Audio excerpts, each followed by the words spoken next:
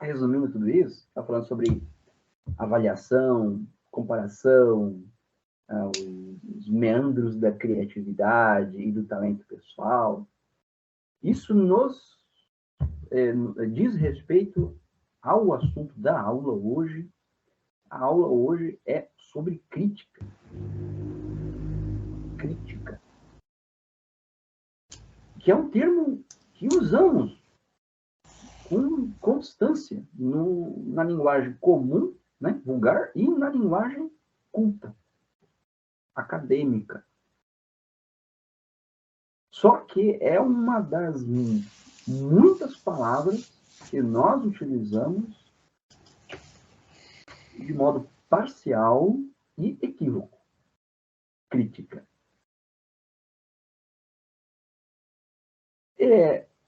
Antes de qualquer coisa, claro, hoje a discussão seria, começaremos com um capítulo do Mortimer Adler, né, focado na crítica de livros.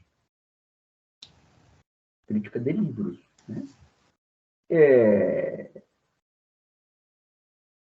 Mas o melhor procedimento é começarmos do simples para o composto. Do simples para o complexo, né? Partes simples, partes pequenas, para as partes mais elaboradas e partes grandes. Essa é a melhor forma de proceder. Em outras palavras, é seguir o método dialético lá do Platão no Fédron, que reaparece no discurso do método do Descartes e que vai desaguar no próprio método científico que usamos hoje. Seguindo essa prescrição tão remota, quero apresentar para vocês, de uma forma bem sucinta, o alcance semântico da palavra crítica. E eu trouxe para vocês três abordagens para entendermos o alcance semântico da crítica, que nos interessam diretamente. Quais são essas três abordagens? Primeiro é a etimológica. Etimológica. E creio que já deve ter virado um costume entre vocês, e se não virou, que vire. Antes de qualquer coisa, busque a etimologia, a história da palavra. Porque a etimologia, muitos creem, né, que a etimologia se resume a manusear um dicionário etimológico. Você vai lá no léxico, né, busca lá o verbete e identifica a origem do termo, a origem da palavra. A palavra veio do latim tal para dizer tal. Ponto. Esse é o étimo da palavra. Não. Assim como a história do homem não se resume a Roma, ou Grécia, ou Egito. Não. Todos são momentos necessários que se penetram e mutuamente se explicam numa ordem cronológica e que no todo compõem a história do homem. Então você não compreenderá a palavra, etimologicamente falando, se você apenas souber a origem dela. Você precisa acompanhar no seu desdobramento. Então, há dicionários consagrados, por exemplo, de etimologia, que apenas esclarecem a forma latina da palavra. E deixam de lado a forma grega. Porque, geralmente, quem utiliza dicionários de etimologia é o estudante de direito. E para o estudante do direito, o mundo latino basta. O que é justificado pela própria origem da sua ciência. Mas para o estudante de filosofia, o latim é né? Se a filosofia for um texto, a língua latina é, no máximo, 2 ou 3 frases. Se você gostar de filosofia medieval, pode se transformar em parágrafo. Mas o filósofo não busca a forma das ideias, a forma dos pensamentos, discursos formais e bonitos, né? Esse é um máximo, no máximo um metafísico, no máximo é um literato. O filósofo de verdade busca as ideias, aquilo que podemos chamar ideias concretas, substâncias. Então o filósofo não se esgota nas formas, não se esgota nos termos consagrados. O filósofo vai além. O filósofo é o que busca a origem. A origem. E a origem não está, em termos de filosofia, a origem não está no mundo latino. O mundo latino, ele é uma passagem. Ele é uma passagem. Obrigatória, evidentemente, mas é uma passagem. Precisamos ir além. E quando vamos além do latim, chegamos no grego. Naturalmente. A escola do mundo romano. Daí vieram os professores de retórica. Né? É daí que vieram os conceitos. É daí que veio predominantemente os elementos religiosos para a tardia República Romana. Essa é a escola de Roma. Então, já estamos dando passos mais ousados rumo à origem. E vamos deixando os momentos para trás. Os momentos neste rumo para a origem, neste retorno. Né? E além dos gregos? Muitas vezes conseguimos rastrear as origens indo-europeias. E muitas vezes proto-indo-europeias. E é incrível. Quando chegamos na experiência mais longínqua, que é a proto-indo-europeia, ficando no... Claro, estamos aqui no mundo da filosofia ocidental, fica claro. Ainda que muitas vezes você vai encontrar termos irmanados na China e na Índia por conta do sânscrito, né? E das formas sânscritas mais antigas. E aí nós temos um eixo de encontro de pensamento ocidental-oriental muito interessante. Mas ficando no Ocidente, quando chegamos no proto-indo-europeu, vem com a abreviatura PIE, né? PIE, às vezes vem só como PIE, né? Você percebe que a palavra, às vezes, o termo mais abstrato, mais carregado de formalismo, se resume a uma simples atividade manual de cultivo, de tecer alguma coisa, de vestir, de colher, né, um movimento manual ou visual, sempre vinculado com a natureza, com a atividade humana. Foi esse o exemplo que eu dei, que eu usei com vocês há um tempo atrás, alguns meses, com a palavra tessitura, tecido, tecer. A gente rastreou esse termo, a gente chegou até a ideia de construção de tecidos, né? de fiar coisas, e a gente chegou na confiança, e falamos sobre fé, e falamos sobre fidelidade, do fio, e como isso vai atravessando conceitos da moral e outros campos. São partes necessárias, são momentos necessários da história da palavra, carregados de experiência. A etimologia, então, compreende tudo isso. Então, vocês percebam que vai muito além de uma rápida consulta na origem latina ou na origem grega, geralmente resumida a um termo ou dois. Muito bem.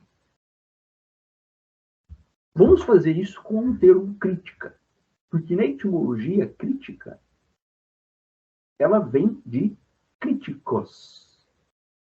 Já vamos direto para a forma grega, porque no grego nós vemos com frequência essa palavra, inclusive, em Homero.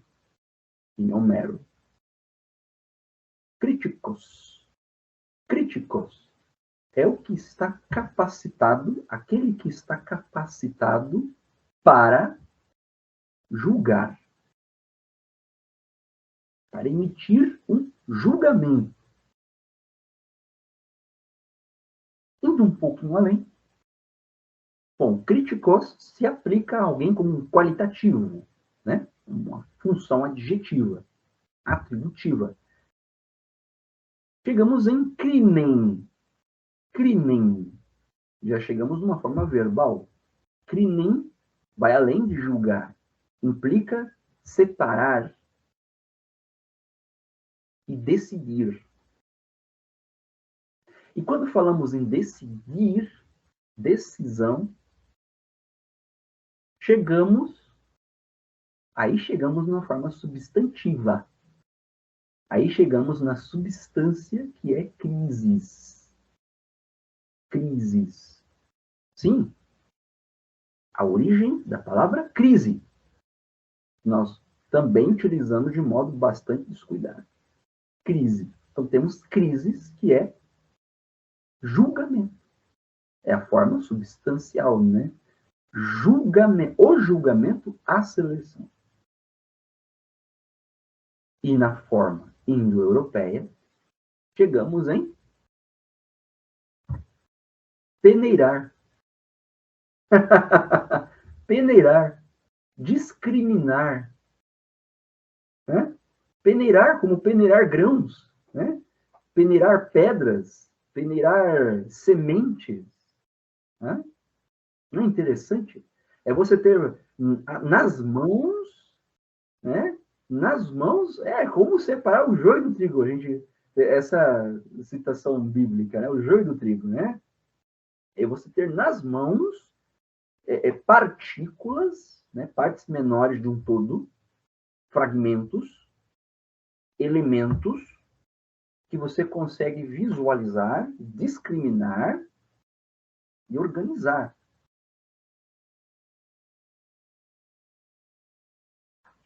Tudo isso é etimologia crítica. É uma história que tem alguns milênios. Esse é o primeiro ponto, essa é a primeira abordagem.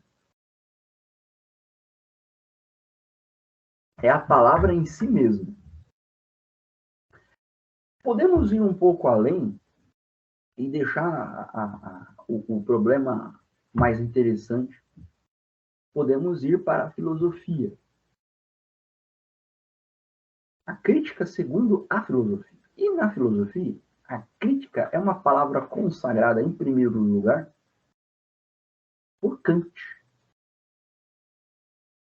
Kant, que vai se utilizar da forma alemã Kritik. Kritik. E para Kant, a Kritik é quando a razão conhece a si mesma. É a razão colocando a si mesma num tribunal. Porque Kant tem um vocabulário jurídico premente. Há especialistas em Kant, no Brasil, que argumentam, inclusive, que Kant, em primeiro lugar, ele não é um pensador da metafísica, não é um pensador da epistemologia, ele é um pensador do direito. Vai colocar Kant como, em primeiro lugar, um estudioso, um erudito do direito. O que faz bastante sentido, pelo menos o seu pensamento costuma ser bastante juridiquês. Bom, a razão se põe no tribunal. Então, ela, desse modo, ela se torna capaz de entender o seu alcance. O que consiste no seu emprego legítimo, o que pertence à razão e o que não lhe pertence. O que ela não alcança. Os juízos que ela não pode emitir. Ou, melhor dizendo, os juízos que a razão não pode corroborar. Porque para Kant, razão é uma coisa e entendimento é outra. Faculdade de entendimento é outra. A razão é totalmente independente do sentido. É um poder puramente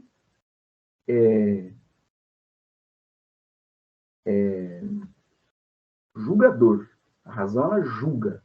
A razão, ela determina.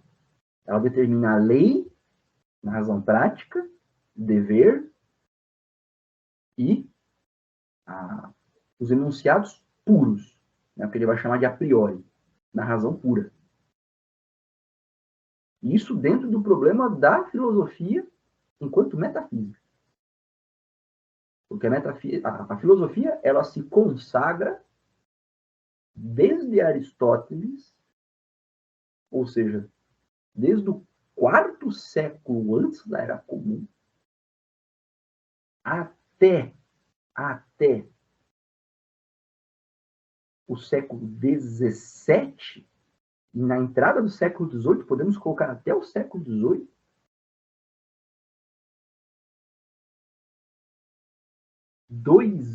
mais de 2000 anos, a filosofia se consagra à metafísica. E qual é o problema na metafísica? É o problema da realidade. Só isso. Só isso. Metafísica pergunta pela realidade. E investigando a realidade, ela chega a certas ideias, como causa primeira, a necessidade, o absoluto, o que alcançamos sem experiência, só com o uso da razão. Essa é a pergunta da metafísica. Foi a pergunta dominante do pensamento humano, vocês me permitem dizer. Então não é pouca coisa. Nós, né, no nosso tempo, mesmo que estudemos filosofia, não damos tanta importância assim para a metafísica hoje. Porque vivemos numa era de esclarecimento científico muito diferente dos séculos passados. Mas precisamos corrigir esse ponto de vista. Com uma perspectiva histórica mais acurada, você percebe que a metafísica é dominante. Então, o que Kant fez com a crítica da razão sobre ela mesma foi revolucionário, a ponto de ser considerada uma revolução copernicana na filosofia. Então, a crítica, vocês percebam bem, ela tem dois momentos. Um momento negativo, em que ela estabelece seus próprios limites, seu alcance, e ela tem um momento positivo, que é onde ela encontra a legitimidade. De que modo a razão pode operar? Esse é o Kant, nos confundindo, perturbando desde o fim do século XVIII. Esse é o uso mais consagrado do termo, né? O mais consagrado da filosofia contemporânea. E, numa terceira abordagem, podemos nos aproximar da ideia de crítica no uso da nossa própria língua. Qual é o significado, segundo o dicionário? Pô, podia ter começado com esse, né? Não. Eu tenho que assustar primeiro, né? Tem que ter a manchete. E a manchete foi a etimologia.